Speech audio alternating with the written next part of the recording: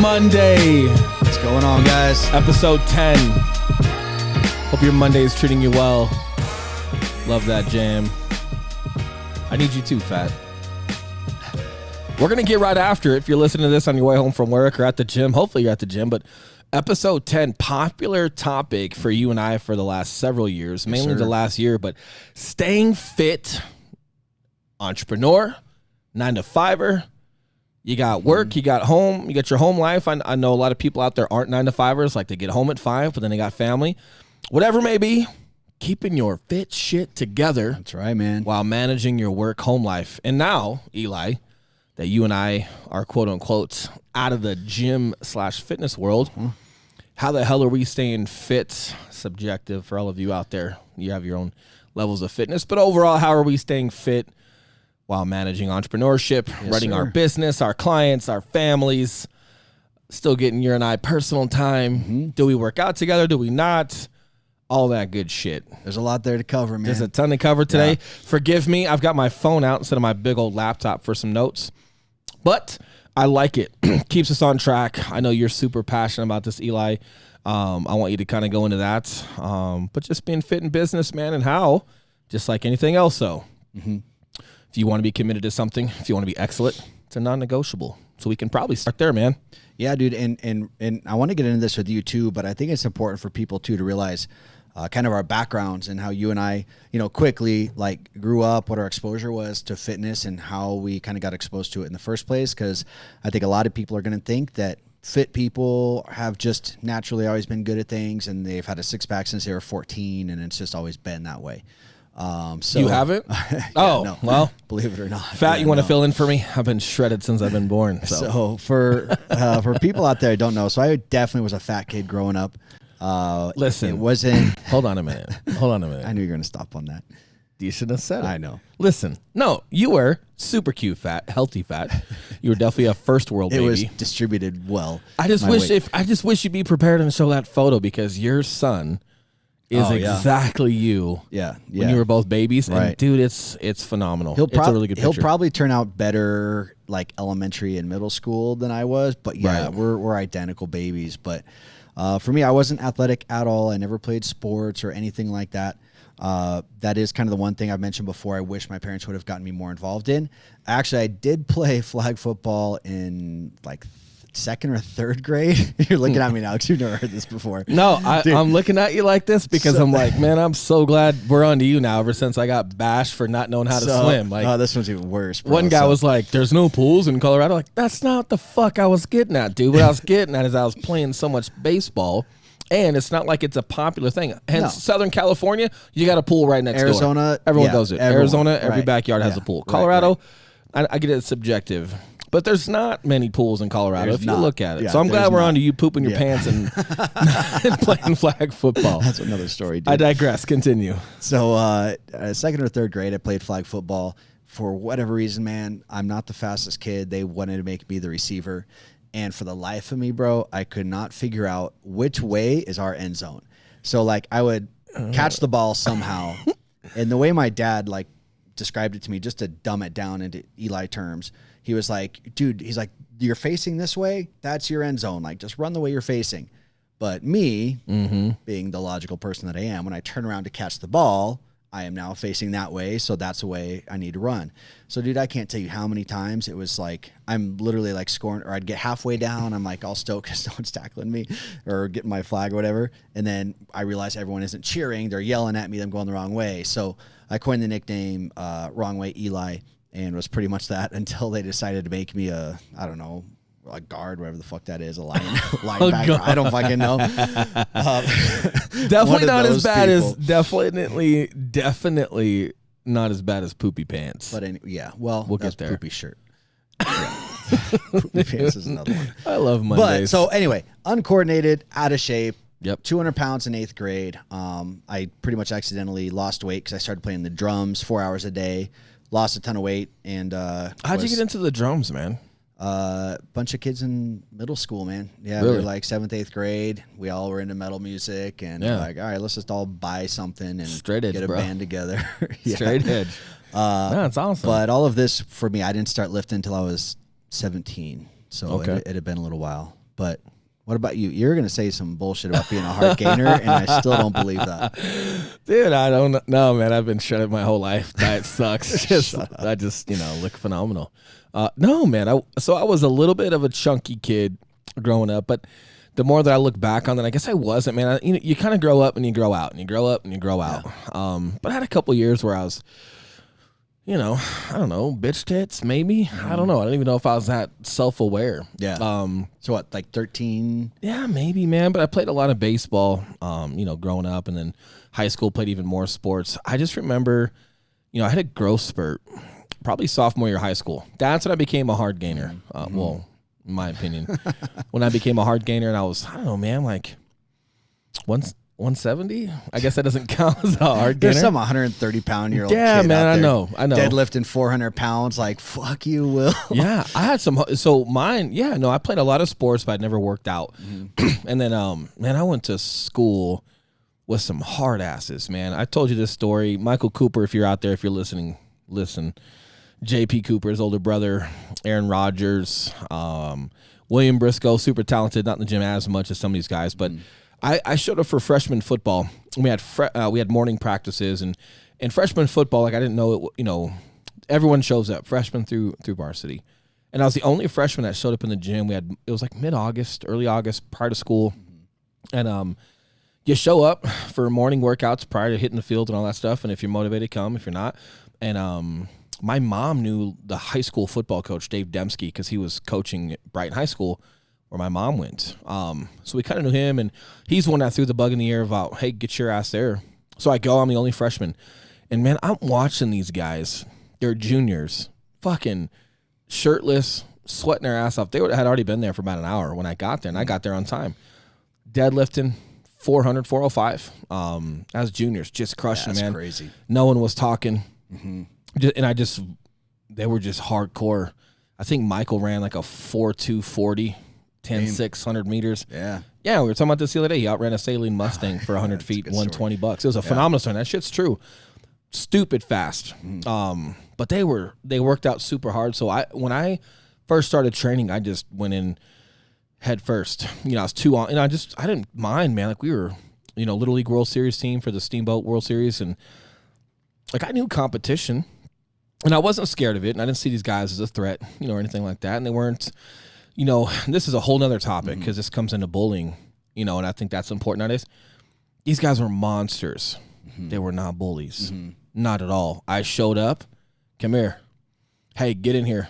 Hey, this is how this works. Grab that bar. Do it with no weight. Right. Just really helping me out with, like, man, push the crap out of me, but never bullied me, but embraced me like, hey, you're part of the team. I remember when I was an alternate for varsity, and one of the Aaron Rodgers, man, helped me fit my pads. He probably doesn't even remember to this day, but he's like, hey, those pads coach gave you are too big. Look like a fucking idiot. Like pads. The Aaron Rodgers? No. I'm glad you. Didn't even know you knew that like guy. That? Appreciate that. I know. We'll get to that another day. Eli not knowing sports, but just I could tell when I called myself a guard line thingy. Thingy. Yeah. That's cute. Reminds me of my wife. No, she knows football. I'm sorry. Yeah. Sorry, Kate. She's pretty good at football and knows her shit. But no, man, they embraced me. But it was just like guys were in there, man. No bullshit.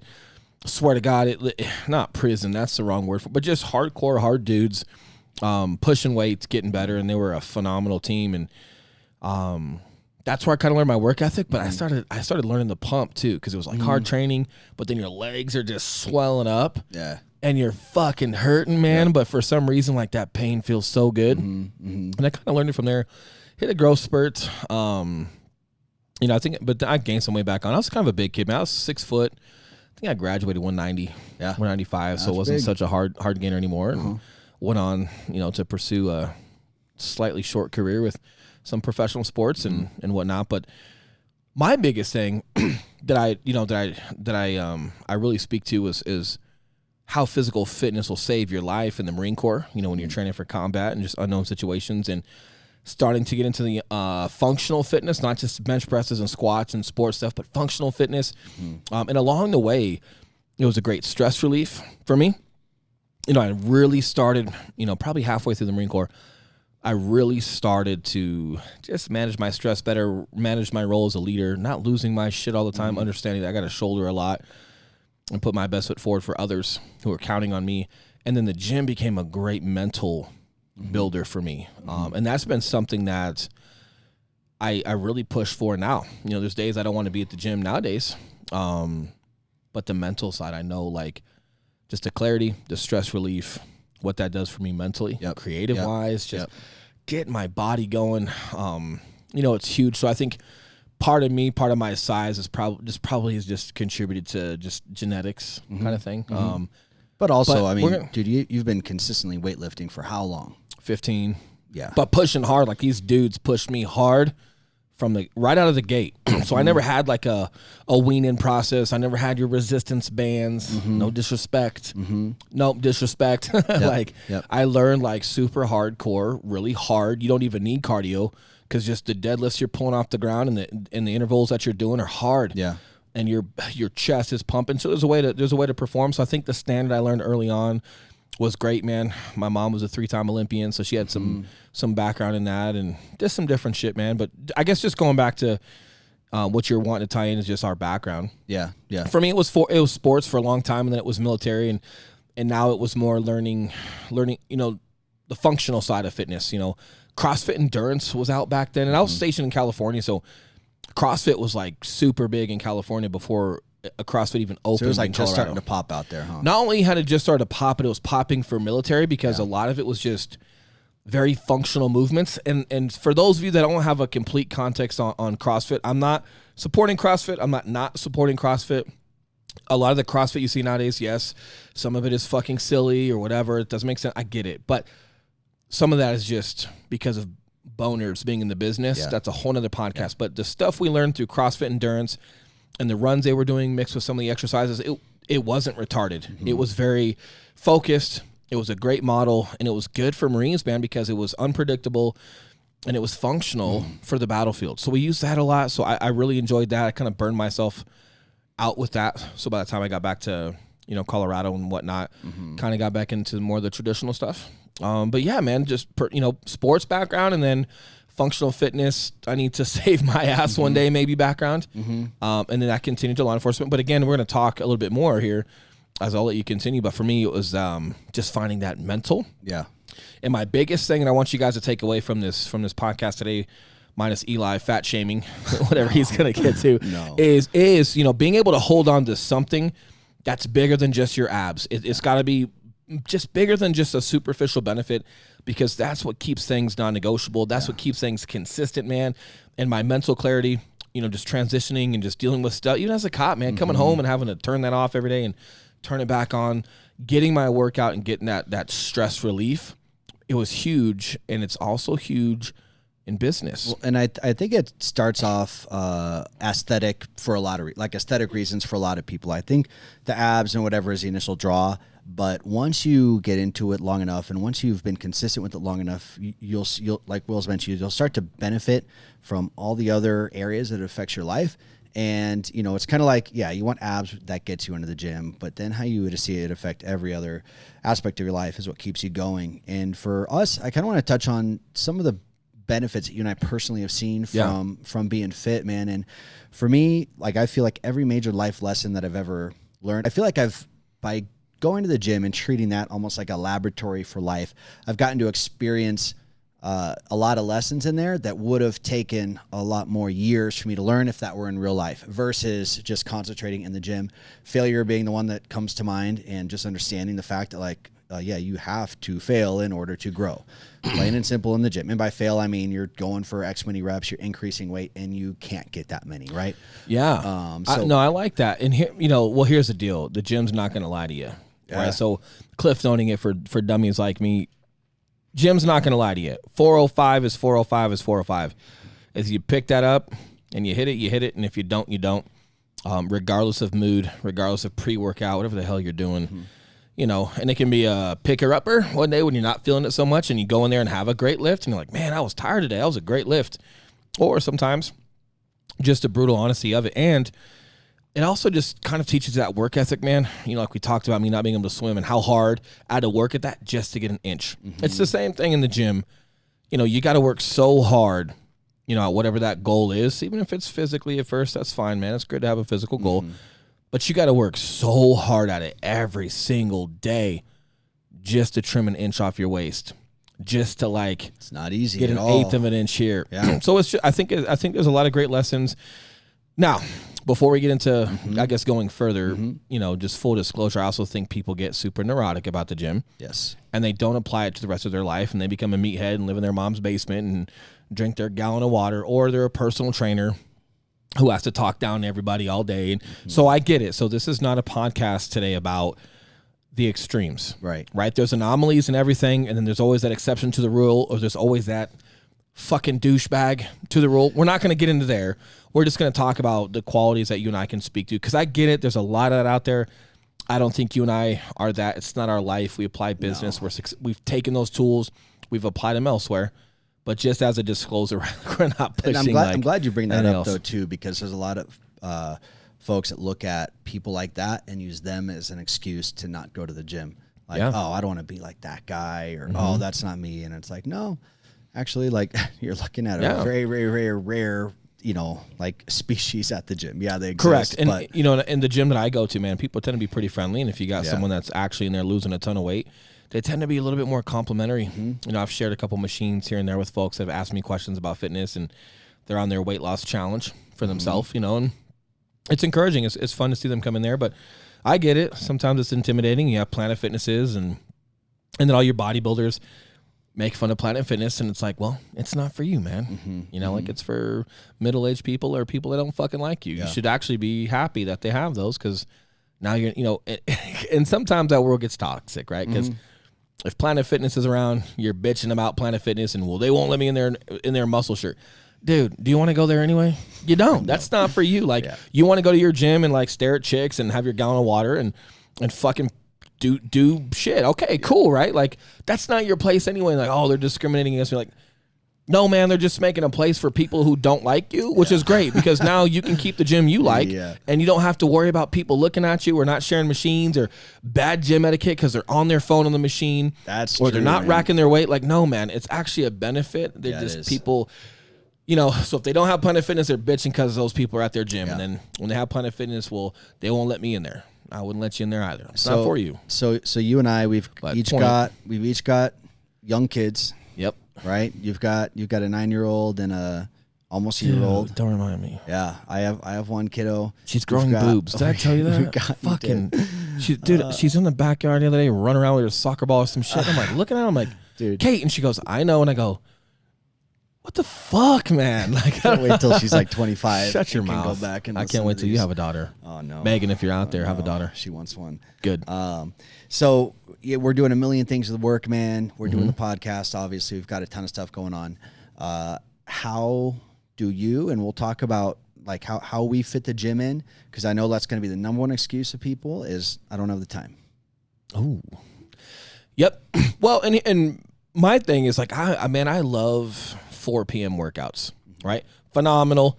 You got a couple meals in you. Perfect. Right? You got some caffeine in you. Go in there and crush some weight. The gym's busy enough where like you might see a couple of friends and the vibe's good, energy's good. You tend to work out pretty good. It just doesn't work with us with work, right? Like we've got clients that are going out and looking, or we're doing a happy hour and meeting folks, and it's just or we're helping the unpredictable. team. Even if nothing's on the schedule, it's just unpredictable. Well, again, when you talk about non-negotiable, that goes into consistency. So if once a week or twice a week, maybe 4 p.m. would have worked for me. But if it would have worked, I'm across town, so I'd have to drive across town or work out in a different gym I don't like. And it's not consistent enough. My body hasn't adjusted to 4 p.m. So even if I try that, but every other day I'm working out at 7 a.m., it's just not working, man. So I'm a 7 a.m. or 8 p.m. guy. We're getting our kiddos ready to go. When Chloe's in school, she has school at 8 o'clock. So, she can get dropped off. I can go from there. So my day starts a little bit later. With the kiddo here in the morning, I can't go do the 5:30. I guess I could, but I'm kind of throwing a wrench into the family stuff. But hey, man, I can do the family thing. I can go at 8, be done by 9. You and I are starting our day 9:30, 10 o'clock. But we also work super late, man. Sometimes we're working until 9 o'clock. So it's not like we're delaying some of the work. And with our type of work, we don't really have anything in real estate starting before 9:30. You're catching up on some emails. You might be following up with some phone calls, but nothing nothing pertinent, man. And everybody's kind of getting to work. Usually our late afternoons and evenings are super busy because people are getting off, and then they got more questions, or they want to go see some houses, or they want to meet about selling their house, or we're going with one of our teammates to go help them list their house. So for me, it's more, and I'm not a morning guy, but yeah, I'd rather have it in every single day than to be unpredictable. So you kind of just have to get used to that. And what I like there is that you work in the family dynamic thing. And I think that's the main point I want to get across here is whatever your situation is, regardless of what other people do, if they're getting up at 4:30 or if they're sleeping until 9 for whatever, looking at your family situation and seeing how you can build your gym structure around your other non-negotiables for you at the moment, right? Yeah. Those things with your family. And well, same thing with you, man. Like, you go before me. You go to the gym super early, but then you come back, you shower, you have breakfast, you see your family. Yes. I just do it in the reverse. I go ahead and I stay home. I'm up, I see family, they're doing breakfast, all that good stuff, and then I head out and take care of business versus you head out, get it done, you come back, and then go to work. Exactly. And the most important part there is, again, that we're making the adjustments in our day to allow our family time, that little bit of family time in the morning. If you guys have a family out there, you dads, I'm sure you understand, especially if there's a little one, the little 10, 20, 30 minutes here and there really add up and make a difference versus seeing them not at all during the day because, they're going to bed early. But you and I are both planning our gym around the things we don't want to miss. And then we're putting ourselves in situations to where we make damn sure that we're not missing that. For me, it's having a gym at home that I can also work out at. Yeah. If for whatever reason I didn't get it in as much as I wanted to, kid goes to bed at night, Megan's in the shower, I can get a quick 45-minute work-out in, and I'm getting it done and still not missing out on any family time. Right. And, and your wife works out, Kate, she's got a pretty extreme athletic background herself. And I think there's a big support at home of just, like, she doesn't let me. I'm going to do what I'm going to do, right? But that's not how you run a relationship. But it is. Like, I'm going to work out. You don't like it? Right. Yeah. Okay. Yeah. I don't know what to say to you. But it's really nice when that person is supportive and just lets you kind of get it in and do your thing. And, we're going to get into diet too, but something that you got to do, like if you're going to get up super early in the mornings, you just have to stick it out. Yes. And what I started noticing was when I went to the gym fasted, I was more alert. I was more awake. At first, I thought I had less energy, but my strength hadn't gone down. My workouts were still good. I was still hitting weight, but I felt like I had less energy. Oh, man, I'm not as strong today. Like, these morning workouts suck. But when I'm looking at the weight on the bar, I'm like, no, man, I'm hitting the same weight. It was just getting acclimated to a morning workout. And then instead of trying to cram food in me in the morning, with my daughter and eating breakfast and then going, if I got breakfast in right away, I actually got a little tired. Just carbohydrates in the morning and trying to stuff that down before a workout.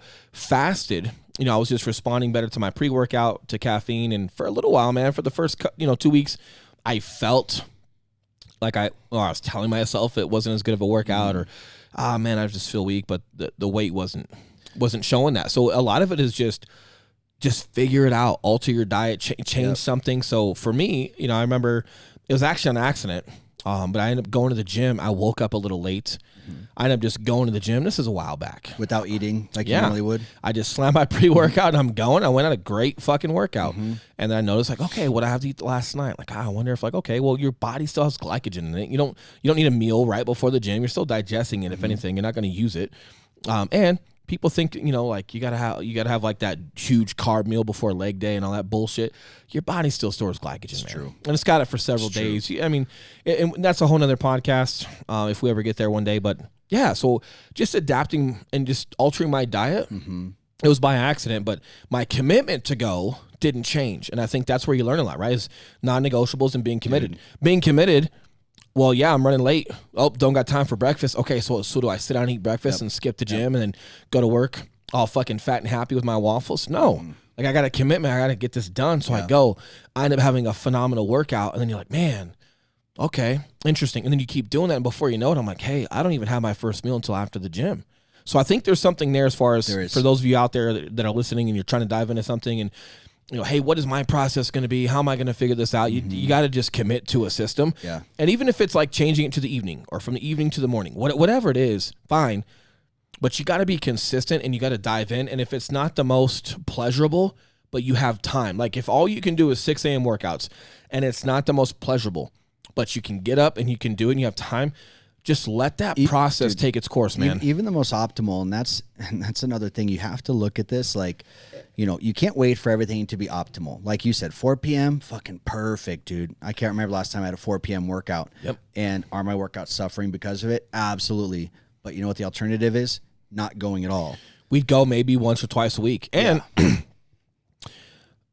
how do I say this?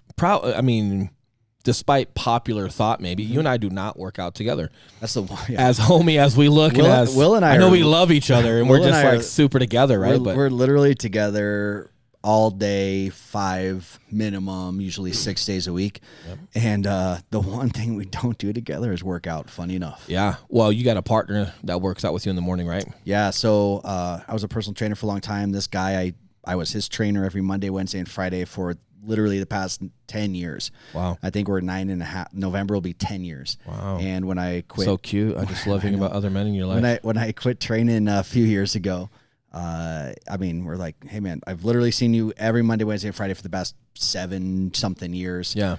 And he missed maybe 4 or 5 out of those years for a vacation here and there. So we just keep working out together, and he's there waiting on me at 5:30 accountability every day. Yeah. So when it comes to like a non-negotiable and just being committed, having someone there for you or that's committed to it. And remember, they got to be committed. Yeah. They can't be that person that's quitting on you and you're showing up by yourself. Like, fine, but then find yourself a new partner at some point. But you have that. Control measures, right? Control measures. Talk about those. Yeah. So building control measures for yourself, guys. If you know that if you're just like, 100%, I'm not a morning guy. I would not be waking up at 4:30 if it were not for Greg. Period. We were talking to somebody, man, not too long ago, and I don't know who it was. I don't want to like misquote myself here, but we were talking to somebody, and they were like, "Oh man, you go to the gym at like what time? Like 5:30. Oh my god, And then you're like, it came up about like how long you've been doing it. Like, oh well, yeah, you're in the zone now. You're like, no, dude, it still sucks. Yeah. It's been 7 years or some crazy shit, and you're like, no, dude, I'm still tired every day. And again, I think.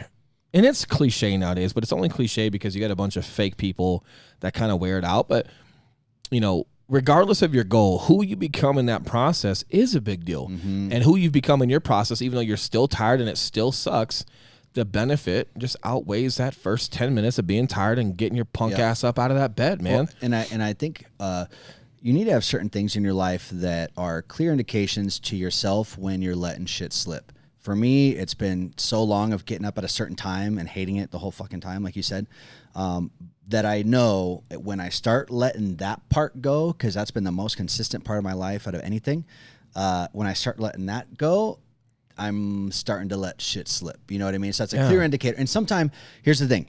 I will not be waking up at 4:30 forever. As when we're at a point to where my family situation is a little different, probably when Elijah's starting to go to school and stuff, I'm going to start doing something like you. So, take this for what it means. But because you're gonna have to get them ready in the morning. They got to be there by then. And if you're not at home helping her, now and that's for me. Like if I'm not at home, kind of in the mix, and I'm not gonna take any credit away from Kate here. But just kind of in the mix, or at least being there just in case the baby freaks out. Because like when kids are getting ready for school, it's not like prior to kids being in school, they're just waking up, dude. Right. They're waking up. You change their diaper, and then they want their milk, and then they can take a nap. Like all good. Once they start having to get prepared and go to school, and somebody has to leave the house. Mm-hmm.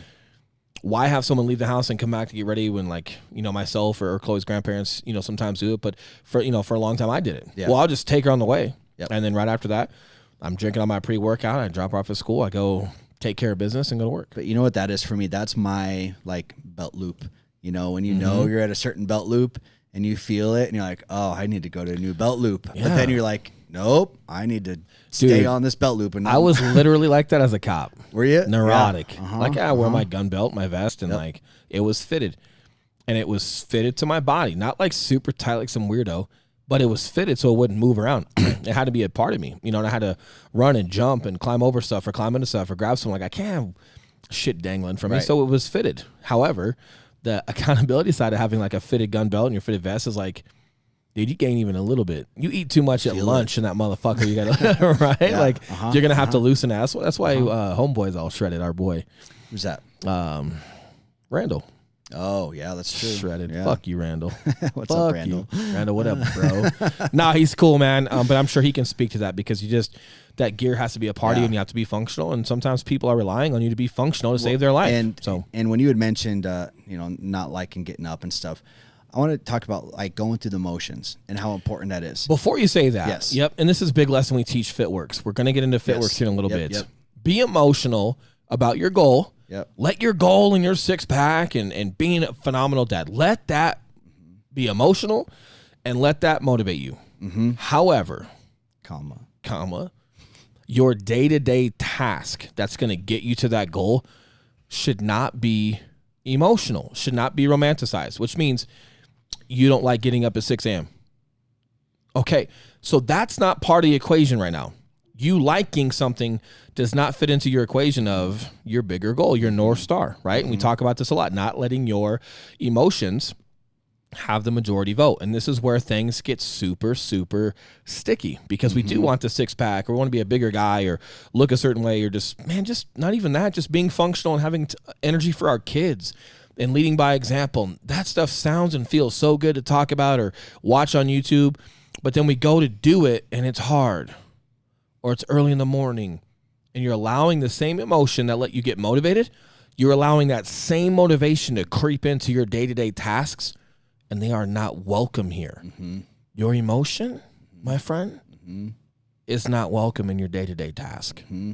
Getting your day-to-day task done is the only thing that's welcome.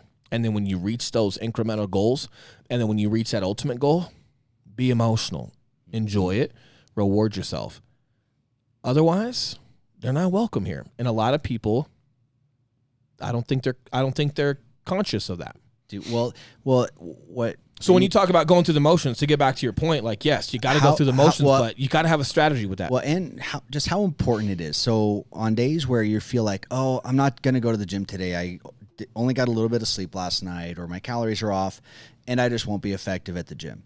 No, go to the gym. Go through the motions, even if you're just checking the boxes.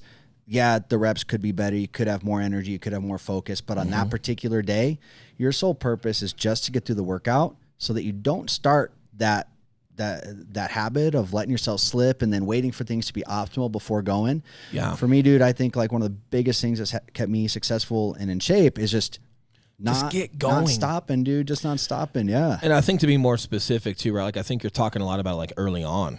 Because now, like I've got a lot of I'd like to think I have a lot of self-awareness. I'd like to think I'm pretty consistent. And if I miss a day, man, like if I'm supposed to go one day, but we get super heavy on calls or I'm helping out in the morning, or it's Saturday. Saturday's a workout day for me, usually so is Sunday. I don't have a scheduled day off. I just go as my body, if my body goes 14 days straight, cool.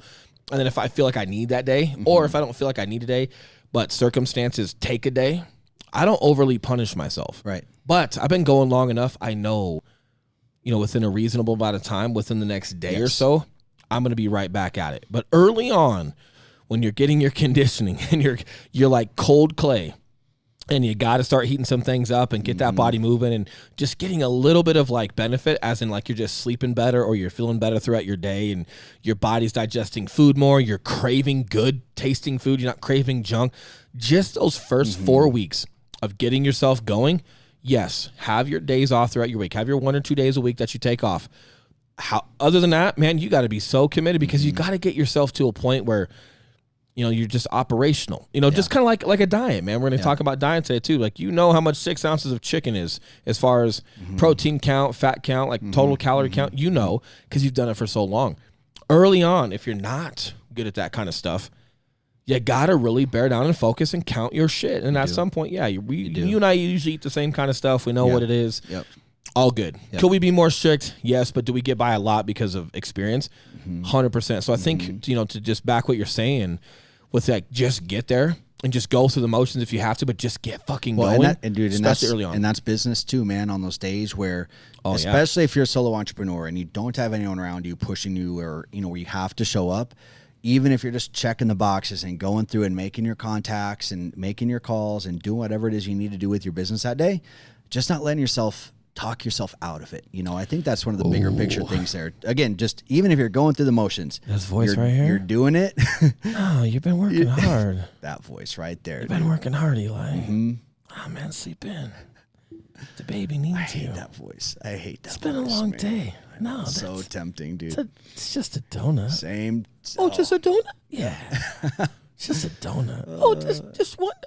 Yeah, you can have a donut, right? Yep. Yeah, and your abs are fucking crying, right? Yep. No, I mean, and within the diet, it's okay to have your junk meals. And I think the biggest thing, we're not going to get into every single way to diet today. We're not going to get into junk meals. I think the bigger ideology here is just how to stay committed to it, why we stay committed to it, and how does it correlate to business. And I think a lot of people that listen to this, it's for a reason. And you don't have to be overly fit. You don't got to, and I know you and I come from a fitness background. You don't have to be that. But let's just get a little bit more specific and a little bit more dialed in for people that are here for business, right? Like, what does health and fitness, what does eating right, and what does exercise do for your work life? Like, how does it benefit that? So let's start, since I think most people start being aesthetically focused as to why they get into the gym. Let's start. It's a little subjective. Let's start. Well, I mean, hey, I want to lose weight. Hey, I want to fit into this dress. Hey, I'm going on vacation. I want to look a little better. Those are kind of the standard. Temporary. Yeah. But that's the initial, like, what kind of sparks the interest, you don't need that dress. So, Just wear black. It doesn't show as much. It's going to be cold anyway. That's true. So let's talk about that in business, man. I think that, a lot of judgment happens, whether you admit it or not, or whether anyone else admits it or not. But your appearance, especially in business, especially if you're in sales, people are judging you. The second they lay eyes on you or hear you open your voice or your mouth, and you're doing your door-to-doors and you're doing your face-to-face meetings, you're talking to the board of directors, you're being judged on your appearance, your physical appearance, your what do you call it? So mean. Brushing your teeth and hygiene. Your hygiene is your haircut. Does your breath stink? Now, why would your weight or your presentation like to have anything to do with selling a house, Eli? So it may or may not, or anything else in the office. It may or may not have anything to do what you're actually doing. May or may not. But what it definitely tells me anyway is, okay, how much are you paying attention to detail? How much are you prioritizing me as a client or customer over your own body? Like if your shirt is covered in dog hair and it's wrinkled and your haircut is overgrown, why am I going to think that I'm top priority when you can't prioritize? As a salesperson can't even prioritize yourself, right? Okay. So, and I think a lot of other people. He might say, "Listen, man, I've been working on your deal so hard. I slept with the dogs last night." If it was a good salesperson, he would probably say that. he probably would. But it's one of those things. I think subconsciously people think those things. Well, I think so too, and I think it's just a great demonstration of just having your shit together, man. Like, and when we talk fitness, guys, I'm not saying be 12% body fat. No. I'm not talking about being shredded. This is not a bromance episode for Eli and I, although many of them are. This is not here to bro out and talk about how buff we are. So let's just get a little bit of context on being healthy. Like men, that are 16 or 18 or 19% body fat.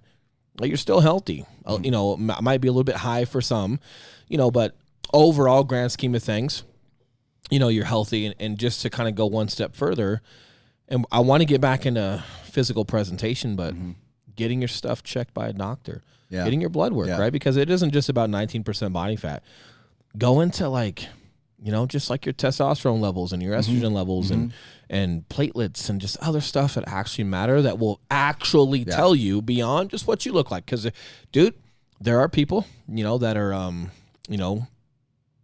probably in that 19% body fat range or whatever it might be, but are healthy, super healthy. So I just want to give, not to get off track here, but I want to give a little bit of context on this. It's not, do a bunch of gear, lift out, and fucking be shredded. No, and a lot of those guys are not healthy. Yeah. Okay, well, we can talk about that on another time too. But getting back to physical appearance before we get into, the doctor stuff, I think it does matter, man. I think look at politics, right? They want you to talk about God.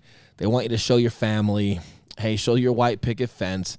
A little extreme, and you got politicians kissing babies and shit and just going all out, right?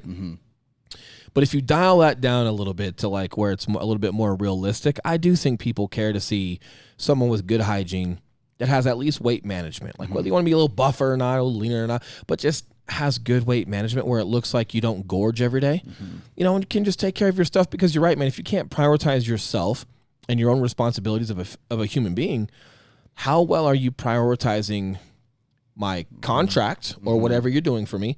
And in addition to that, if there's a shortcut, are you going to take it? Right. Because it looks like you're taking some shortcuts on some other stuff. So maybe a little harsh, maybe not the most popular conversation to have, but I do think amongst, a lot of senses that we have as humans, and just that instinct that we have of like getting vibes from people, I think part of that comes into play. I'm glad you said weight management instead of overweight, even, because again, I think that there's plenty of healthy overweight people who also take care of themselves and do show that, like, hey, I take care of my shit. You're right. I'm 100%. just a heavier person or just a bigger person. Not what we're talking about. Not what we're talking about. And when we say fit too, we don't just mean in shape or shredded, but just overall, like Will said, just that's a fit person, And then how do we go about working these workouts in? Are they 2-hour workouts? Are they 45-minute workouts? All the above. What works for you? Yeah, all the above. Sometimes, depending on our schedule, Saturdays and Sundays are great. I don't take those days off from the gym because we tend to have a little bit more time, for working out. And I can get in there and do a large body group, do some back with some legs or do some chest, something that's fun. And I've also just allotted that 2 hours, of like a warm up and then getting a good hour and a half in and then the cool down. I like that. So sometimes I use the longer workouts. Okay, on the weekend. Yeah, and then dude, if I've only got 45 minutes in the morning, like, hey, that's fine, man. I can get in there and do a circuit with some cardio. In 45 minutes, I can be in and out. I think a lot of it is also predicated on, just your goals. And this is where we can kind of dial back into, all right, like you're picking up what we're putting down. Okay, non-negotiable. Okay, I'm committed. Okay, now what? And it's like, okay, well, do I do the traditional lifting? Do I do yoga? Do I do something else? Well, you made a great point a while back about, and I made a joke when you're talking about just getting someone to like the gym. Yeah. Hey, just go. And you're like, enjoy the music. And I was like, hey, dude, just enjoy the yoga pants. Yeah, right? Making a joke and just enjoy the atmospherics of it. And, I think if you're just starting out, everything has its benefits, right? Yoga, Pilates, strength training, resistance band, everything has a benefit to it. You're not going to go wrong by doing something. You can always add something to your arsenal. But the biggest thing is just diving in and just seeing what you're good at, or seeing what you like and seeing what you can be consistent at first, and just start making those gains and start writing your own story, man. Start seeing what that canvas looks like as far as you personally. I have my opinions on fitness, right? Like, I think a lot of it, fitness is getting pretty popular, and then people are also making it easy. Look easy. Yeah. Well, just like, easy. Man, like these resistance bands and just, all the cable training. No disrespect, Fat. I'm like waiting for him to look at me. I know he can't look at me. He looks at me with his other eye because he has to look at computers and like monitor me and this dipshit over here. So he look decent on camera. But yeah, it's getting a little popularized where, you don't have, deadlifts are unhealthy. Yeah. Squats are unhealthy. Yeah. Incline bench. Those are bad on your shoulder. Like anything improper, you're right. And then when it comes to like deadlifts and other stuff, like, yeah, man, it's heavy. It could be heavy as fuck. But there's benefits to just overall proper, but just high intense strength training, man. And like part of your goal, like when you guys are going through the gym, or at least for me, I don't want to speak for everybody else, but part of my, I guess how I interpret, the gym and everything that I do, like, yeah, you have physical goals. Like, I want to look aesthetically pleasing and cool. I want to be functional and this and that. But part of it for me is like, dude, I still want to be strong too. Like a lot of the stuff through the Marine Corps, through, like just police work and things like that. Yeah, man, you had to be mobile. You had to be functional and be able to run. And you can't just be, a block, a muscle, or whatever you want to call it. But like you and I've worked out every once in a while. Like I'm pretty flexible, a lot more than most people think. So I get the mobility in there, but man, I still pick up heavy shit and I put heavy shit down and I move weight. And I think just being strong and building dense muscle is a part of it. But the other thing for me that I like too, man, is like it's hard. Yeah. And just like in business, right? Like You have shortcuts in business. We see all those seminars, man, the Pepsi Center and Learn Overnight How to Be an Investor, right? And all these shortcutted patty cake fucking schemes that come along. Sometimes it's the same way at the gym, and it's like, look, man, there's no way around it. Like, if you want to have a certain look or be a certain density or just actually come out of this place stronger and better, you got to do it. So how you use the gym, when you talk about like correlating with business and things like that, if I can push myself as hard as I can in the gym and do the things that are not popular, but they're super hard, the benefits are even better. And then secondly, it just correlates right to you and I doing business. And it just reiterates that point of not taking any shortcuts. Yep. And even if it's not the popular way to do something, not to subjectify here, but you're probably on the right track. Yeah. If it's not popular or if it's harder, right? Like, instead of buying my Instagram followers, I got to do this. Right. Yeah. Yeah. Right. Like, instead of, right. Like you get what I'm saying. I don't want to get too long-winded on that. No. And it helps too, because you're not going to the gym and then waking up and looking in the mirror the next day like, oh, that gym didn't do shit for me. I'm not going to that.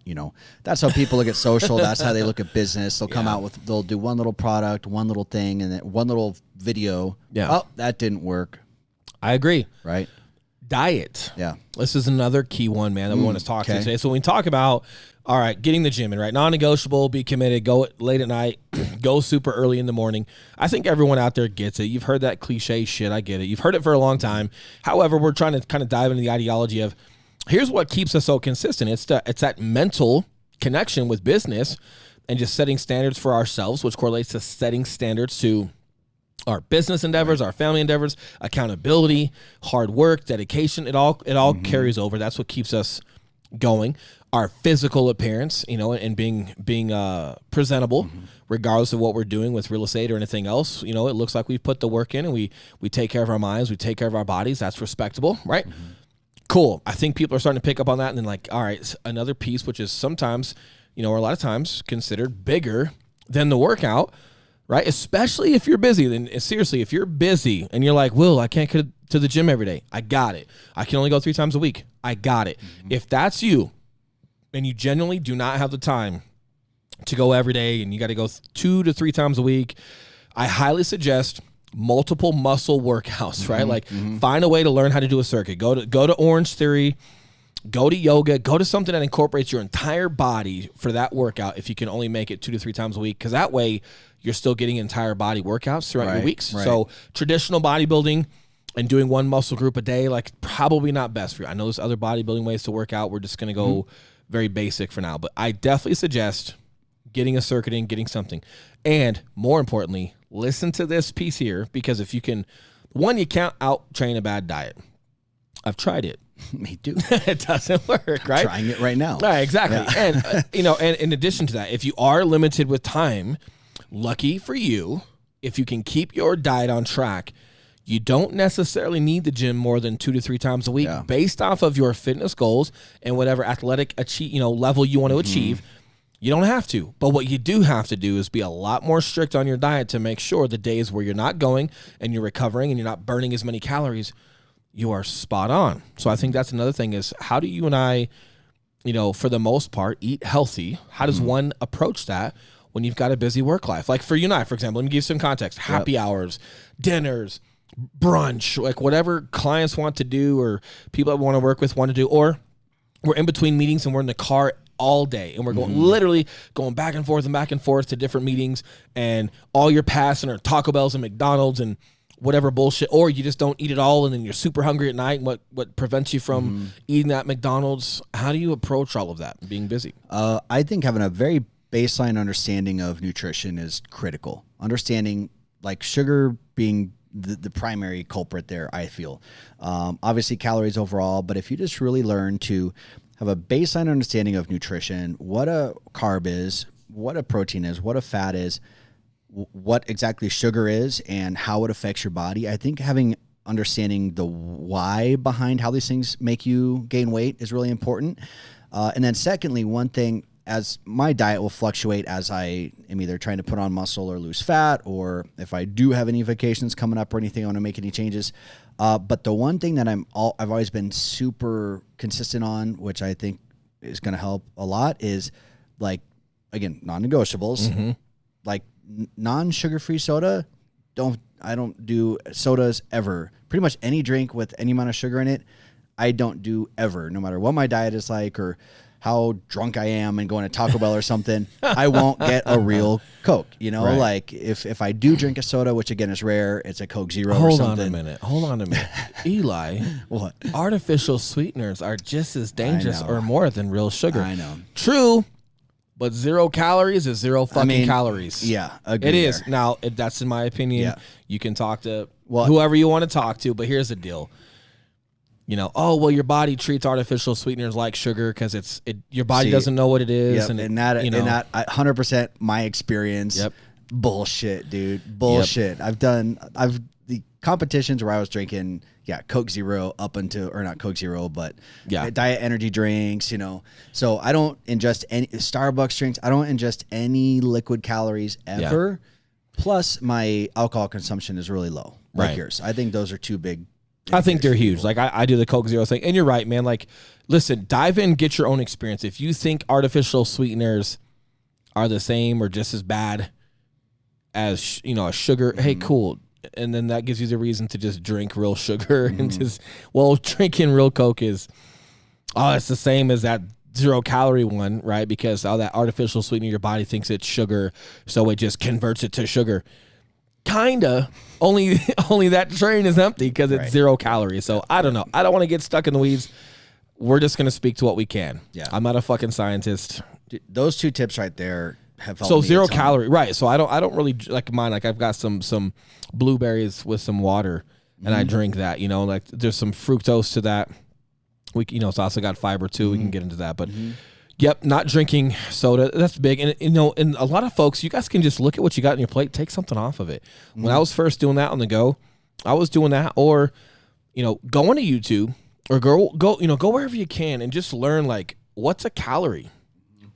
And how much protein should I have in me per day? How much carb should I have in me per day? How much fat should I have in me per day? Just your basic calendar. And here's my super big thing. Before you do ketogenesis, right? I'm doing keto. I'm doing intermittent fasting. Before you dabble into that, you just need to know what fucking food is in the first place and just understand what a balanced diet looks like, what a 40-40-20 looks like, and just try some of those approaches and then understand like the theory behind ketogenesis and if that works for you or not. What are the benefits of intermittent fasting? But here's the deal with intermittent fasting. You still need to hit your macros. Yes. If you don't know what macros are, go on to YouTube and start researching what macros are because intermittent fasting is phenomenal. You and I have done a lot of that. It works great.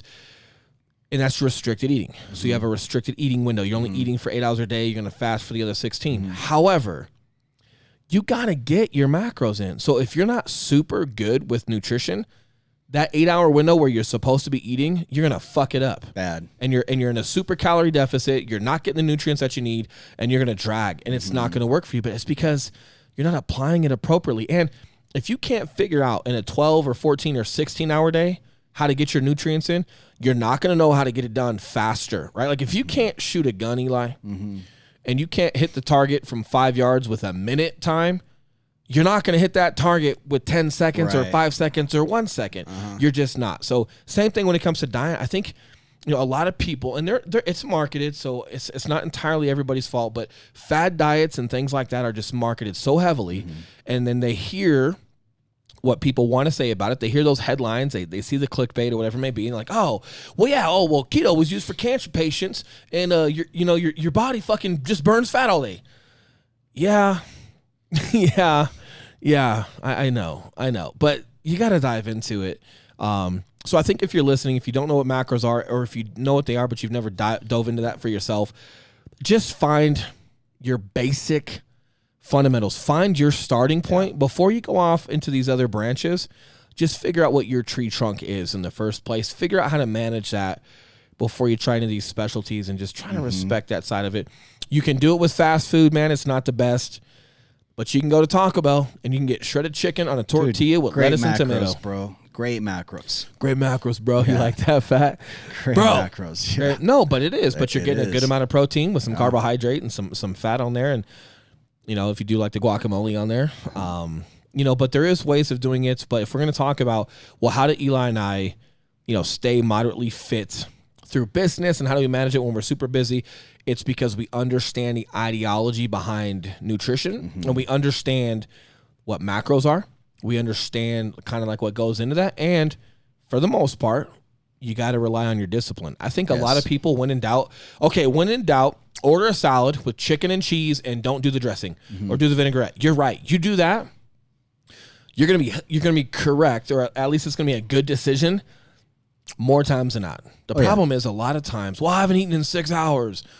Big Mac, large fry, and a Coke, and like, yep. And then you're like, oh, well, my total calorie count for the day wasn't terrible. You're right. But the type of food you just put in your body, 70% of your calories were fat and carbs. Fat, like, see, I get so mad. He gets so mad. You love this kind of stuff, but I love that you love it, man. But again, it falls back for you and I. Fortunately, we have a basic understanding of diet and nutrition, and how to incorporate that. So when it's on the fly, we know what to do. And when you've got a teammate, look, I'm not going to order a Big Mac if fucking Eli's getting 2 shredded chicken tacos with a little bit of cheese on it. Like, it's not going to work. He's going to call me a fat bitch, and he's going to order me what he got, and that's it. So it is nice to have a teammate. But if you're busy and you don't have time to prep your own food or go to the same place every single day, I get it. You got to have a knowledge base of nutrition in order to proficiently make decisions at non-popular fitness places as far as nutrition goes to make the right choice. And not letting yourself go off the deep end. Like I said, I'll go through big phases of, eating more quote unquote unhealthy food or junk food than other times, but I don't drink my calories. I limit my alcohol. I feel like those things can be detrimental because you can take in, one energy drink and it's got 60 grams of sugar in it, the same amount of sugar that's in like 8 donuts.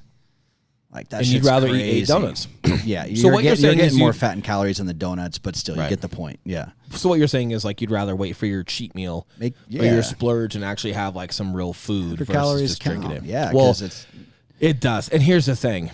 Here's why, for the most part, I stopped. It's one, you get an insulin spike. You get too much sugar in you and you get a little jazz for about 5 minutes and then you start crashing. Secondly, 8 donuts. Look, dude, 2 or 3 is going to fill you the fuck up. Yeah. You order an extra large Coke. Nah, dude, that sodium in there, that sweet and salty mix, whatever you're eating. Just makes you want a bag of chips. It does. It does. But here's the other part, too, that's super hard is it doesn't fill you up. So, man, you could literally drink 1,200 calories with 68, 78 grams of sugar, man, and you're not full, so you're still continuing to eat more. So with those donuts or your whatever splurge that you're talking about, at least, man, like it's filling you up for the most part, if that's your splurge. But that's huge. Our third point today, one of our main points, is TRT. So what is that? Why do we do that? And when I talk about TRT, that's testosterone replacement therapy. There you go. Or HRT, you'll hear a lot. Hormone replacement therapy. So for us, like it's hormone replacement therapy. It's vitamin B12. But my biggest thing is, whatever you're doing with your diet, whatever you're doing with your exercise, it's one thing to feel good. And I feel like I feel pretty good. I know my body. But it's another to just make sure that you're getting your blood work done and you're having doctors check your stuff out and just seeing it's not. And I like the hormone replacement therapy because it's not just about testosterone. A lot of times when you go, they don't even give you testosterone. Your testosterone's fine, but it's maybe you could use vitamin B12 for some weight loss or for some energy, or your platelets are lowered. There's something else. They literally do everything. Your red blood cell, your white blood cell, they do everything that's going on with you. So it's just an overall map of how your body actually is. And then what's nice is you can take how you feel and compare it to what the report says and really kind of figure out where you're missing. Well, and I'm glad that TRT is getting as popular as it is because they've been, tracking and regulating female hormones for a really long time. Yeah. Female hormones have not really been a taboo subject, but for men, the second you bring up testosterone, people start talking steroids or think that you're less of a man because you have low testosterone or something. The reality is, guys, from the point you're 25 on, your testosterone is in a steady decline, right? As you come as you come into adulthood and manhood and start getting older. And the fact that it's 2019 and TRT is just starting to become a thing, So yeah. So- Or at least it's becoming a thing, like, maybe across the well, not the masses, but just more. But I think something that maybe you can kind of dive into as well, Eli, is when we talk about steroids, yep, there's ways of abusing those, right? And obviously we've seen a lot of that. And then there's hormone replacement therapy, and it's going to a doctor and just getting adequate human levels to get back where you should be. But when people hear testosterone, it's like, ooh, and it's like, bro, I'm horny, bro. Nah, bro, my dick works. And you're like, I don't give a shit about your dick. And, your dick working is merely one thing that testosterone affects. Yeah. And your dick not working does not necessarily mean low test. It doesn't. That's there's true. a lot of, hence why all you bro science guys out there, including myself and Eli, shouldn't be telling you anything, which we're not going to. But which is why it's just even more important, man, to go to a doctor and have your stuff checked out. And for those guys listening who don't know exactly what TRT is, or you've heard of it, so there's a range of testosterone. Healthy testosterone ranges in men are like 300 to 1200. And that's a count. We don't know where the count comes from. Yeah, just know that's the count. Kind of what they count as normal healthy ranges. Right. Now the fucked up part is 300 feels drastically different than 1200 or 1100. So you could technically be within the normal range of testosterone, which means if you're going to your general practitioner doctor and they're testing you, if they test you, most doctors don't even test for that. You need to ask for that. But if they test you and say you're at 300, they're going to say, oh, no, man, you're normal, good to go. They're not a specialist. They don't know outside their box. But if you go to a hormone specialist and you test low like that, what they're going to do is they're going to get you on testosterone to get you to the higher end of normal ranges, which is why you don't have a lot of the adverse side effects that you would as a typical steroid abuser, like people stereotype all the time.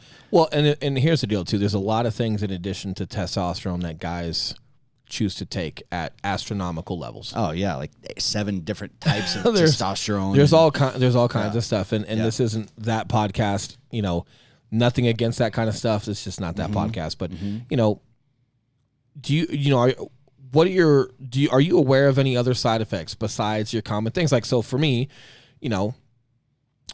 sleep is there, like fatigue. That's one symptom. You're talking about like low sex drive. That could be another symptom. But a lot of what are some motivation's a big one for me. Okay. So when I first started sensing that I had low levels, I was just shortly after a bodybuilding competition, funny enough. And what I noticed... Your diet's depleted, your water's depleted, you fuck around, man. It was weird, like for the first time and for a long time, I didn't... Like I was working out, but I had to like talk myself into going to the gym. And I used to love, especially after a competition, you're still shredded and shit. Yeah. But what I noticed is that I was hated it. losing weight and my body fat was going up and I was having a hard time motivating So myself body to go to the composition. gym. So, and this is super this is super common that I see. Men, if you're starting to gain weight a little bit more rapidly, but your calorie count hasn't gone up drastically, like, your diet's not great, but you're like, man, I'm not eating so much more. I should be gaining 20, 30 fucking pounds, or you're carrying it a lot around your gut, or like like if you got back fat, but you weren't necessarily a back fat kind of guy, and now you're starting to grow. Like, there's a lot of symptoms that are there, that you should be taking a look at. But the motivation is huge. Getting sleep is huge, and but it's not. And a lot of guys that we've met, that are starting to jump on it. Their first thing is like, nah, dude, my dick works, man. I'm good. Like, motherfucker. Like it's one thing. And even more popular, we've talked about this in our networking group that we own, FitWorks, hence being FitWorks, right? Female hormone levels, and man, there's testosterone specifically. Well, testosterone specifically, and their management of estrogen, and especially after labor. Yep. That's a huge thing. And there's starting to be some prevention with postpartum depression and just getting girls back and girls more adequate, when they should be. I know Joe Rogan talks a lot about this, man. Joe Rogan's on testosterone and HGH and all kinds of stuff and takes normal human doses. But a lot of this is also anti-aging. Right. So your dick works. Awesome. Your vagina works. Awesome. There are a ton of other benefits as far as keeping yourself in its prime. So if you could keep your hormone levels adequate, like you were in your mid-20s for the rest of your life, well, there's a lot of people, man. There's a lot of celebrities, and this has probably been a little bit more popular with celebrities and kind of behind the scenes until now. But there's a lot of people that are in their 70s that look phenomenal. There's guys that are, almost mid-50s like Joe Rogan that's more shredded and looks phenomenal than right. some of our friends, dude, that Right. are in their 30s or late 20s. And, you know, so there's a lot of anti-aging benefits. Girls, if you're out there, don't quote me. I'm obviously not your doctor. But if you're feeling like maybe you got some postpartum, or if there's just some things that are not right, talking to a specialist and just going, okay, something's not right. I don't know what it is, but I'm mad as fuck. I see my husband's face and I want to eat it off. Right? Like, some of it could be normal. Yeah. You have some of that coming, but a lot of that could be like maybe your body, and a lot of times your body will naturally recover itself, but maybe your body isn't recovering as quickly as you'd like, you know, or as quickly as it should. And talking to a specialist, you go, all right, hey, cool, what's going on? Well, I want to eat my husband's fucking face off. All right, well, here's where you're at with your blood levels with every single thing. So a lot of your anger or your stress or your lack of sleep could be correlated to this black and white report of your blood work right here. Right. And it's, you know, and it's, man, it doesn't change overnight, but it's just nice to have some answers. Dude, having answers. You know what I mean? And so like us, Will and I go to the same place, and We go to the same doctor. every 6 weeks, you know. Hey, you can't talk about my medical. That's HIPAA. That's HIPAA law right there, homie. I I'm know. going to sue the shit out of this guy. Wait till you're rich. I'm going to sue the pants off you. I don't have to abide by HIPAA. I'm not the doctor. What? Yeah, HIPAA's for doctor-patient confidentiality. We're patient-patient. HIPAA doesn't apply to me. All right, cool. Bro knowledge. Anyway. If somebody can answer that for me, I'd love that. Right. I'll give you 20% of the lawsuit. So we get our blood work done every 6 weeks. So it's nice. It's, you know, our doctor's adjusting our dosage as necessary, but we're getting real blood work and real data done. So we're not on some website forum like a lot of guys are taking testosterone out there. They're seeing what other people are doing on forums, but having real numbers to look at. And Not bro knowledge. Yeah, no, real numbers from a doctor, and they're looking at your red blood cell count. They're, you know, making sure that your prostate isn't getting enlarged, like these other indicators of some unhealthy side effects of too much testosterone. They're watching all of that stuff and then keeping everything regulated. And it's just consistent, man. It's $250. It's not the cheapest thing. It's not the most expensive, but bet your ass, man, that's about best $250 I'll spend. 100%. You know, and like for me, I can't remember when you talked me into it. I got super lethargic while Kate was pregnant. Yeah. It was weird, man. Almost like she poisoned me with her aura. You know what I mean? Because, dude, there'd be days where I would just hit a wall. And I'm like, it's because she's pregnant. You know, and I heard that sometimes guys get like sympathy, like something. Fatigue or something. We at least get side effects. We at least get collateral damage for sometimes from the pregnancy. I don't know how to explain it. I just know like that rumor's out there. So, all right, cool. And I remember taking naps at work. Like, I'm like, hey, dude, I need to lay on the floor. Which is not like you at all. Not at all. Yeah. You know, and you're like, this. And hey, I'm like, yeah, dude, I'm good. Like, and then we just had cash. So we're up at night and, you know, like, okay, it's that. Like, my dick worked just fine, right? We just had a baby. He's normal. He's healthy. Like, you got to do certain things with your pee-pee to have a baby, right? So I'm like, I'm not even thinking that kind of stuff. And then I'm so used to being gun home. Like, man, I'm hitting this wall. I'm tired, you know, because, hey, we're up at night. We just had a baby. Hey, we're running a company. Hey, we're doing this. We're doing that. Suck it the fuck up. Get going. And for the most part, I was, man. I'd take a couple of naps here and there, but it'd be like the nap just wouldn't help. Like you'd take a 20-minute nap or something. It wouldn't help. It turned into like taking a nap one time at work for like, what was it, like 6 hours? It was the end of the day. I remember it was raining or something. And Fat was like, hey, bro, you ready? I was like, nah, dude, I'm going to stay here. And I remember him walking out. You're like, and I woke up and it was dark. Right? Like, and I was still tired. I had to drive home. So another symptom for me wasn't just being tired, but the inability to recover. Yeah. Like I would sleep, still tired, you know? So went and got my stuff checked with your doctor, and man, phenomenal. The first thing that I noticed was my rest. My rest. And I wasn't, you know, and for me, I'm a bigger guy. You know, sometimes people, like if they hear I'm on, you know, like hormone replacement therapy and getting my levels and all that stuff, like, you know, like the Joe Rogans and all those guys, like, man, I started that this year. You know, most people, and if they hear that, like, that's why you're so big. No, bro. Like I fucking worked, dude. Like I've grinded. I didn't go for testosterone to be a bigger guy. I went for like other things that were affecting my world, the motivation, just thought clarity. And I think so. Like when I get into like thought clarity and being creative and things like that, like does testosterone like, it makes you more creative? Like, no, not at all. But it helps me sleep, which allows me to recover and be fully rested, which then allows me to operate optimally, which brings back my creativity. And and just function. So, man, it's just super important. I know it's, I don't think it's taboo, but I think, like I say, if you're going to be getting into diet and nutrition, a popular thing now is like do a cleanse. Hey, before you get on supplements and before you start your exercise and your new diet, do a cleanse. Cool. I like it. Not against it. One step further, go to your doctor. Get some blood work. Or go to a specialist, get your blood work done, and just kind of see where that roadmap is and see where you stand. And that way, at least, all right, I did my cleanse. I shit my brains out for a week. Awesome. Check. Went to my specialist. Here's where I have my blood work. They've got me on some replacement therapy. Check. And now approaching your diet and your exercise, like you're just coming full circle with everything, which I think is going to lead to a lot more success. Because when we talk about, hey, non-negotiables, get your ass up, go to the gym, there's going to be some guys or some girls out there that are like, yeah, cool, and they're going to do it, but their test is low. Or something else is off, which is inhibiting their sleep, or they got sleep apnea, whatever it may be. You're going to hit a fucking wall. Yep. And then, you know what I mean? Like you're going to fall asleep driving your car one day because you're going gun ho. It's a non-negotiable. I got to go to the gym, and you're expending this much more energy on something, and you haven't quite figured out your diet. But then like your blood work just isn't where it should be. So again, being smart, being tactical, having very decisive direction, especially when you're trying to commit to something. Please respect that process, just like a business. Like if you really want to approach entrepreneurship or a career. Like we talk about realtors sometime. Yeah, it takes you a couple months, you get certified, and then all of a sudden you're trusted with people's most expensive purchases of their life. Holy crap. You need to dive in and take a lot of classes, be proficient, get a lot of coaching, so people can respect you and trust you. Same thing. If you're going to commit, right, and have a non-negotiable and just commit to health and fitness and just having the right body, the right mind, and you have all the motivation in the world to do it, that's so good. Don't ruin that motivation by not getting your blood work done, by not having some good direction, because you're going to run yourself into a wall, or you're going to have something medically wrong with you, and you're going to pass out on a fucking treadmill and crack your grape open. Yeah. And all that motivation is for nothing, because now you're going to be that guy that gets hurt all the time. And we've seen people like that at the gym. Oh, man, I've been out for 12 weeks because I fell on the treadmill, cracked my grape. Yeah, I just passed out right there.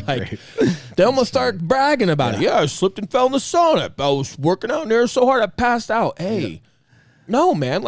You need to be the Cal Ripken Jr. of fitness, okay? You need to be the most consecutive games played without a break, but you're not going to get there if you're not taking care of your mind, if you're not taking care of your body. And part of that is, man, go to a specialist and see where see where your roadmap is, and just make sure that you're just approaching this task in all areas, no matter what. That way, your likelihood of success, it's guided, it's factual, and then you don't waste your motivation. You got a roadmap, man. And when you get your blood work and you see that everything's in check or not, but when you get everything in check, dude, I was like, oh man, he's gonna check my prostate. He's gonna put his finger in my booty. Oh, fat. Oh, no. What up, fat? You want to talk about it? No. I feel like Machine Gun Kelly right now. Let's talk about it. But when you've uncovered all those stones, man, then when you feel like taking a nap or some bullshit, Hold on. You're like Fat didn't get a finger in his booty hole. I'm being funny. He thought he had a slight hernia. He's all good. You guys have been saying fat this whole time. Do you think you're confusing people? You're right. Fat, our director over here, our producer. PHAT. Yes. Did not get a finger. He did not get a finger in his booty. I'm being funny. The poor guy. But it was close. Switch cameras. Yep. He's got like a slight tear, but he's all good. He's healthy. But we always joke about guys getting their prostate joke. I ain't gay, bro. I'm not getting no finger in my butt. Like, shut up, dude. Well, my doctor is a woman, and that's kinky. I was just scared that I might have moaned. Yeah. Might have moaned. Oh, harder. Oh, shit. I'm so glad we got you talking. You're on the next podcast. But when you have everything in check, man, then those days where you are tired, you're not worrying about, hey, maybe my test is low. Hey, maybe this. Hey, maybe that. You're like, nope. I'm just being a bitch. Yeah. Ooh. Ouch. And that's how I know now. Especially after getting my blood work, I'm like, all right, Eli, now you're a bitch, man. And you're right, man. So just being calculated. And then the last point that we kind of have today, as we're rolling through, is like, so what has this brought business wise? Yes. Well, it's brought something pretty cool. And this is what's fun about taking care of your mind and your body and just enjoying it for the process that it is. And you're not necessarily doing it for outside benefits or anything, but this thing's brew. So we talked about like Sterling Ranch and how, we're on payroll for them, and it came from not selling houses for them. It came from video production, Yep. right? Okay, so collateral growth for us with this, man, was over the last year, we were doing Friday videos. Hey, what's working for us? What's not working for us as two young guys in their, younger 30s, attacking entrepreneurship, attacking family, work life, home life, all that bullshit, right? And then every time, we would mention fitness or diet on one of those Friday videos, they were like our most popular videos, and they got a lot of comments. So we capitalized on that by just saying, hey, man, why don't we just create our own networking group? You got networks out there and a ton of other like cool companies, and the synopsis of all those is like, yeah, bring one of every person. You got one realtor, one plumber, Right. one roof guy, one whatever guy, and then everybody sits around, and then once a week or twice a month you meet. And the whole idea behind the networking is to like give each other referrals and trust each other.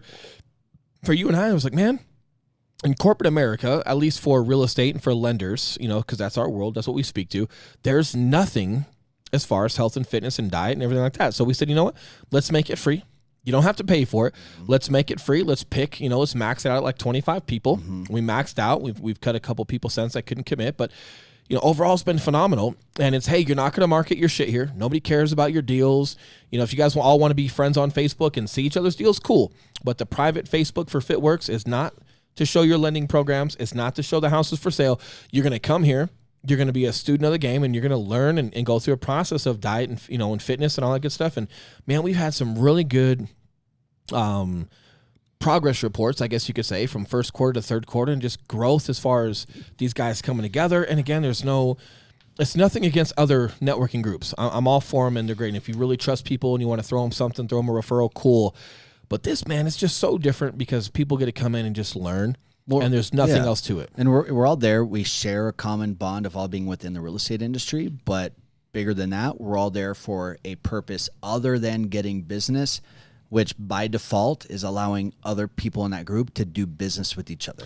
And maybe next year we're going to do this thing, every year. Yeah. And there's a starting point, a finishing point, and all that good stuff. And this year, especially doing it for the first time, we wanted to just stay within the scope of what we could speak to. Well, we do real estate, we work with lenders, so we can speak to the workload, and we can speak to a lot of how those days go, which made us feel like we could help them the most. But in reality, man, they're, we meet midday, and sometimes people are just at work and they can't get to us.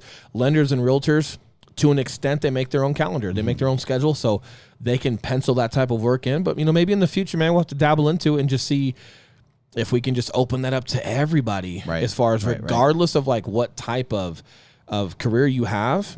You've got a job and you're busy with family and you're trying to make this fitness thing work, and what the fuck is a macro, right? Just things like that, and taking people through the course of that year. But it's been phenomenal, and it's allowed us to grow relationships. It has. It's allowed us to grow some respect. It's allowed us to just help other people from that basis and watch other people get more confident in themselves, have better energy, attack their family a lot more. And because it's group oriented, it's just magnified because people can share their experiences. They can share their benefits. They can share their shitty days, and get some support from one another. And it's been phenomenal. And I encourage anybody out there to be a part of that kind of stuff. And going back to the fitness side, or for everyday people, that definitely is why places like CrossFits, are so popular, because like I get it. Some people don't like that type of workout and they're getting a little extreme. And yes, some gyms for CrossFit, some boxes, they're getting a little crazy with how creative, quote unquote. Honestly, I think it's gotten a lot better. I think there's been more. Has it come down? I think there's been more coaches in the game long enough to where you're seeing a lot of the bullshit guys get pushed out, or they just injured too many people and the fucking gyms are closing down. Yeah. So, I mean, kind of like the internet boom in like the early 2000s. A bunch of crazy people came out with a bunch of shit, A lot of it popped, but then it crashed, and then you're left with the Amazons and companies like that outlast it, and then it kind of, Well, and the biggest thing that it gives is, they offer classes all day, and you get to go and be a part of a culture because they're all group like, yeah, you can go in there and do your own thing if you want to, but all day, man, there's these group classes, and you build that community, and you're on people that you respect that are also pushing toward a common goal of health and fitness. That are also a lot of times business owners. Dude, people in CrossFit, man, you'd be surprised what they do for a living, and that's fun, and there's a level of accountability because as you see your friends getting shredded or putting up personal records for weight or personal records for time on a certain workout, you want to be left out? You want to be that guy that's just not getting better, but you show up every week? Right. Probably not. You go to a traditional gym. I go to a traditional gym. in my perspective on mental fitness keeps me squared away, man. I don't need any motivation to get my ass to the gym and to push because it just keeps me sane. And I've had that mental benefit for so long from such an extreme perspective, it's just not going to go anywhere. Yeah. However, where I was getting that was a lot of that camaraderie in the Marine Corps. And dude, we would hit the gym late at night on base together and have a lot of cool fun with that. So I encourage anything with culture that can just put you in a place where you're bigger than yourself, and you got people around that push you, that hold you accountable, but it's all in like, it's a healthy way. Like just seeing people in shape and like, man, you've lost 20 pounds, Bill. He doesn't have to say anything to you. Just the fact that you see him showing up every day and you're seeing him lose that weight or you're seeing him getting stronger on the bar, fucking cool. Yeah.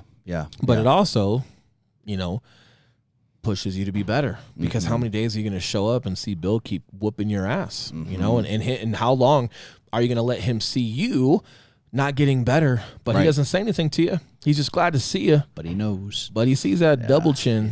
He knows what's up, and you don't want to let those guys down, especially, and you don't want them to feel like their motivation for you is fake. You keep telling them good job and whatever it may be, like you gotta have that. But sometimes it is nice. No, I mean, for anyone, I got a lot of that culture in the Marine Corps, so for anyone, if you can get to a gym like that, and have some of that just that camaraderie, yet friendly challenge, accountability, and it's good for the soul. And if you've never had it, it's a cool thing to be around. Yeah. And 100%. And to kind of summarize this, the reason that we talk about this and, this is a big part of our lives, and I'm sure we'll have a lot more podcasts about this down the road, kind of breaking down these individual pieces of all this, is because the last thing that we want to do, that I know specifically, I don't want to be the guy who's, made a ton of money but is just fat and unhealthy, or the guy that's made a ton of money in really good shape but my family hates me.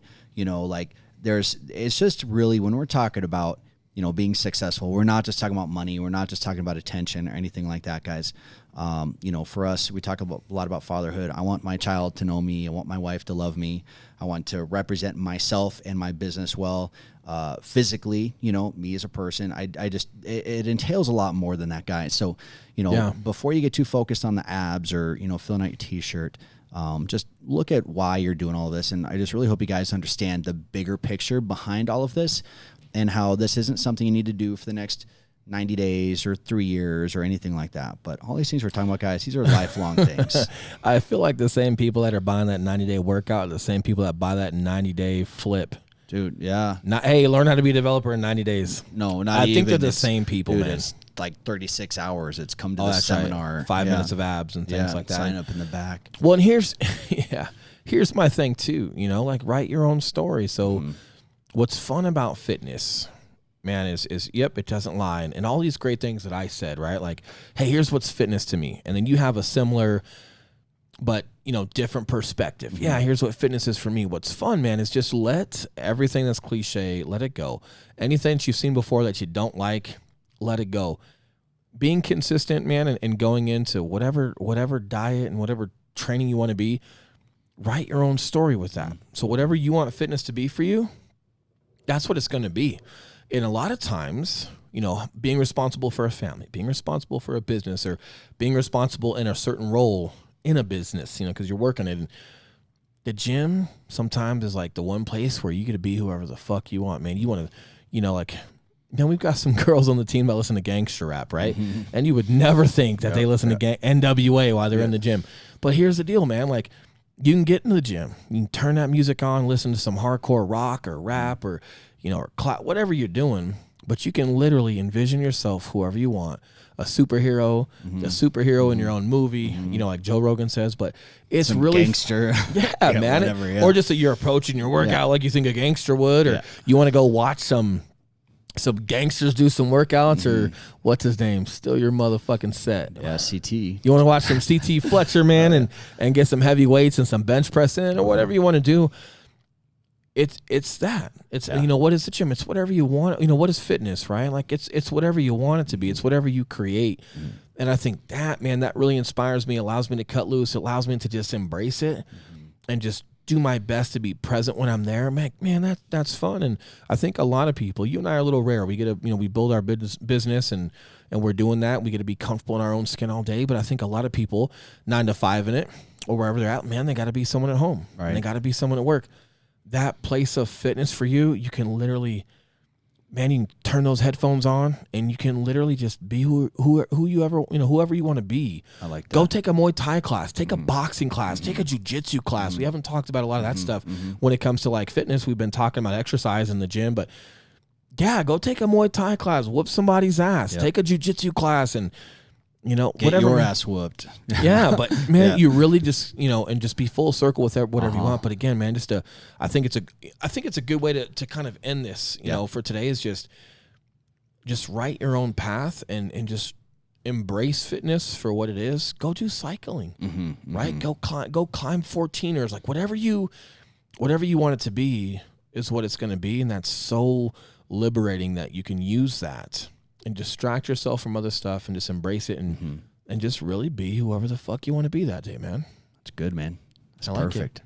Happy Monday. Thanks for watching, guys. We'll be back on Friday. We got a good one. Yeah. I say that every time. Every time we do. But we got a good one. All right, we'll guys. see you guys. Thank you. Out.